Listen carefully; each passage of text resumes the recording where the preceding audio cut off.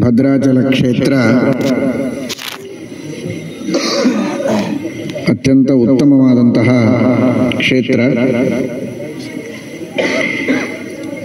ಮೇರು ಪರ್ವತಕ್ಕೆ ಅಭಿಮಾನಿ ದೇವತೆ ಮೇರುದೇವ, ಅವನ ಹೆಂಡತಿಯಾದಂತಹ ಮೇರುದೇವಿ, ಇವರಿಬ್ಬರೂ ಕೂಡ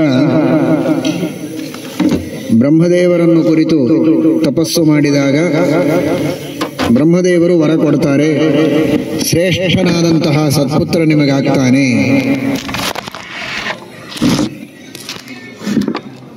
ಅಂತಹ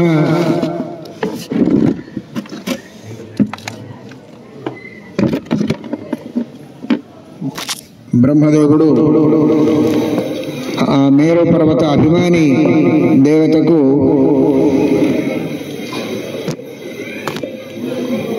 వరమిస్తారు. భద్ర అనే పేరుతో శ్రేష్టమైనటువంటి పుత్రుడు నీకు పుట్టుతాడని. అటువంటి బ్రహ్మదేవుని వరముతో పుట్టిన మహానుభావుడు ఈ భద్రుడు. ఈ భద్రుడు ఒక ఋషి అని ఇక్కడ సంప్రదాయంగా చెప్తారు. బ్రహ్మాండ పురాణంలో ఆ మహాత్మ్యంలో ఋషి అని పేరు విశేషణము రాలేదు, కానీ ఇక్కడ ఉన్న స్థానికులు భద్ర మహర్షి అని పిలుస్తారు. ఆయన పర్వతాభిమాని దేవత యొక్క పుత్రుడైన అతనికి భద్ర మహర్షి అంటారు. అటువంటి ఆ భద్రుడు ఒకసారి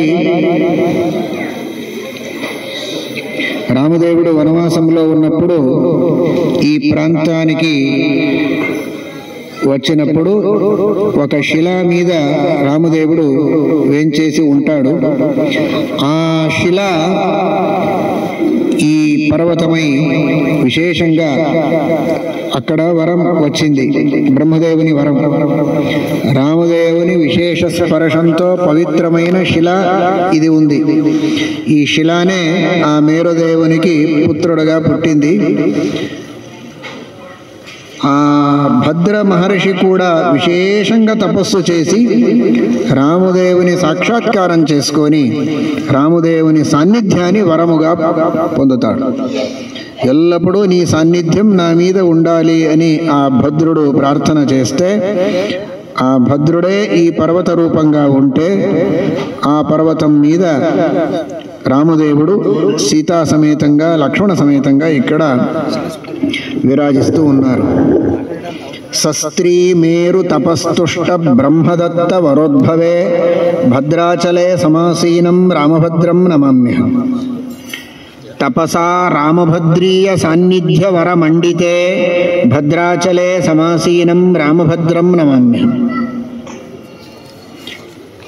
తరువాత ఈ భద్రాచలానికి ఒక గొప్పతనం ఏమిటి అంటే, ఎవరైతే ఈ భద్రాచలానికి ఈ పర్వతానికి 3 సార్లు ప్రదక్షిణ చేస్తారో, చాలా పెద్దది కాదు, చిన్నది అనుకుంటాను ఈ పర్వతం. మథురాలో గోవర్ధన పర్వతం ఉన్నట్టు కానీ తిరువణ్ణామలై పర్వతం ఉన్నట్టు కానీ అంత పెద్ద పర్వతం కాదు, సులభమే. 3 సార్లు ప్రదక్షిణ చేస్తే భూప్రదక్షిణ చేసిన మహాఫలం వస్తుంది అని బ్రహ్మాండ పురాణం చెప్తూ ఉంది. స్వప్రదక్షిణతో భూమి ప్రదక్షిణ ఫలప్రదే భద్రాచలే సమాసీనం రామభద్రం నమామ్యహం. తరువాత ఏదే ఒక చిన్న కర్మం, మీరు ఒక గాయత్రి జపం చేసినా సరి, ఇంకా ఏదో ఒక పారాయణం చేసినా సరి, యజ్ఞం యాగము ఏదైనా ఒక పుణ్యకర్మాన్ని మీరు చేస్తే ఆ పుణ్యకర్మానికి వేరే స్థలంలో ఒక పుణ్యం వస్తూ ఉంటే భద్రాచలంలో 1,000,000 పుణ్యం వస్తుంది. 1,000,000. ఇటువంటి మహత్వము ఈ భద్రాచలానికి ఉంది. ఇక్కడ వచ్చి ఏదో ముచ్చట్లు కొట్టడం, ఎవరినో తిట్టడం, అబద్ధం చెప్పడం, చేయని పనులను చేయడం, ఇలా చేస్తే ఒక పాపానికి 1,000,000 పాపం వస్తుంది. సర్వథా పాపకర్మలను చేయకండి. అధికం 1,000,000 గుణతః ఫలదే భూధరోత్తమే. 1,000,000 గుణతః అధికం ఫలదే భూధరోత్తమే భద్రాచలే సమాసీనం రామభద్రం నమామ్యహం. భగవంతుడు ఇక్కడ ఉన్నాడు కావున ఈ సామర్థ్యం పర్వతానికి వచ్చింది అలాగనుకోండి. ఇటువంటి సామర్థ్యం కలిగిన పర్వతము అని భగవంతుడు వెతుక్కొని ఇక్కడ వచ్చి కూర్చున్నాడు అని కాదు. భగవంతుని సన్నిధానం ఇక్కడ ఉంది కావున ఈ సామర్థ్యం ఈ భద్రాచలానికి వచ్చింది. తరువాత ఒక్క మనిషికి ఒక్క బ్రాహ్మణుడికి భోజనం పెడితే ఎంత పుణ్యం వస్తుంది అని ఆలోచన చేయండి. వారాణసి ఉంది. వారాణసిలో కూడా అన్నదానానికి చాలా మహత్వం. కాశీలో వారాణసిలో ఒక బ్రాహ్మణుడికి భోజనం పెడితే 1 కోటి బ్రాహ్మణులకు భోజనం పెట్టిన పుణ్యం వస్తుంది. సరియా? లెక్క చేసుకోండి మీరే. ఒక బ్రాహ్మణుడికి భోజనం పెడితే 1 కోటి బ్రాహ్మణుల భోజనం చేసిన ఫలం వారాణసిలో. అటువంటి వారాణసిలో 2000 బ్రాహ్మణులకి భోజనం పెడితే ఏ ఫలమో ఆ ఫలం ఒక బ్రాహ్మణుడికి ఇక్కడ భోజనం పెడితే ఫలం వస్తుంది భద్రాచలం.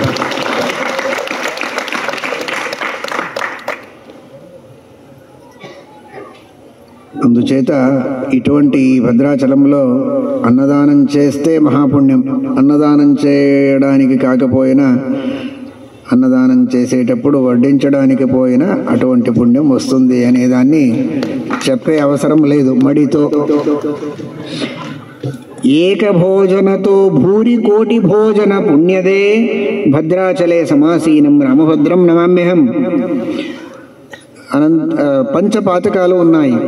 ఏడ్రప స్వర్ణస్థేయ, బ్రహ్మహత్య, సురాపాన, స్వర్ణస్త్రేయ, పరదారాగమన, ఇవి మహాపాతకాలు.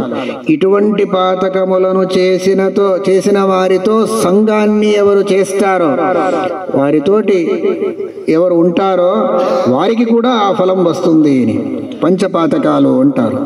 ఇటువంటి పంచపాతకాల నివారణం ఈ రామభద్ర క్షేత్రంలో, భద్రాచల క్షేత్రంలో అవుతుంది. స్వదర్శనేన, ఈ పర్వతాన్ని చూస్తే చాలు, భక్తితో, అన్ని చోట్ల అది అండర్స్టూడ్, భక్తితో చూస్తే స్వదర్శనేన పంచానాం పాతకానాం నివారకే భద్రాచలే సమాసీనం రామభద్రం నమామ్యహం.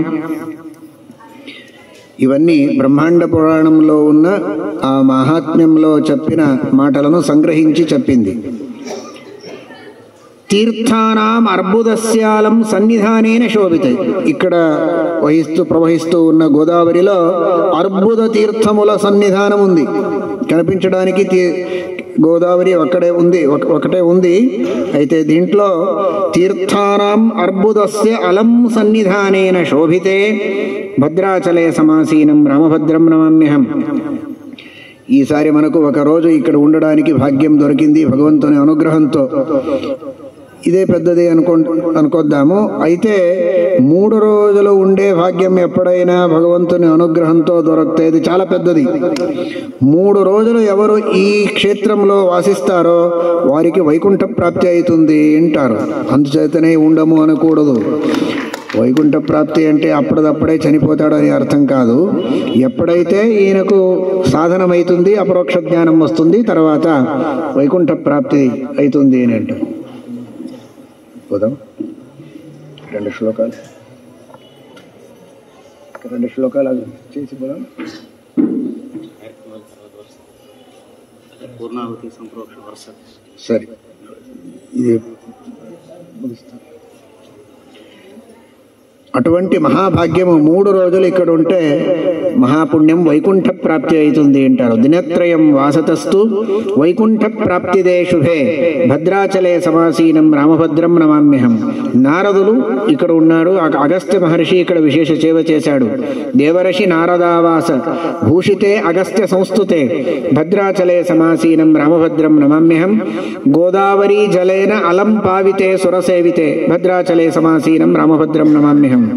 భద్రయా మంగళయా సీతయా యుక్తం భద్రలక్ష్మణ సంయుతం భద్రాచలే సమాసీనం రామభద్రం నమామ్యహం భద్రమోక్షప్రదం భద్రం. ఐతరేయ భాష్య శ్రీమదాచార్యులు చెప్పిన అర్థము భద్రమోక్షప్రదం భద్రం భద్ర సంపత్ ప్రదాయకం భద్రాచలే సమాసీనం రామభద్రం నమామ్యహం సత్యాత్మరచితం పుణ్యం రామభద్రస్తవం శుభం యః పఠేత్ స పుమాన్ భద్రం చష్టే సంశృణుతే ధ్రువం భద్రం పశ్యేమాక్షభి భద్రం కర్ణేభి శృణుయామ దేవాః భద్రం పశ్యేమాక్షభిర్యజత్రాః ఇది ప్రార్థన ఉంది.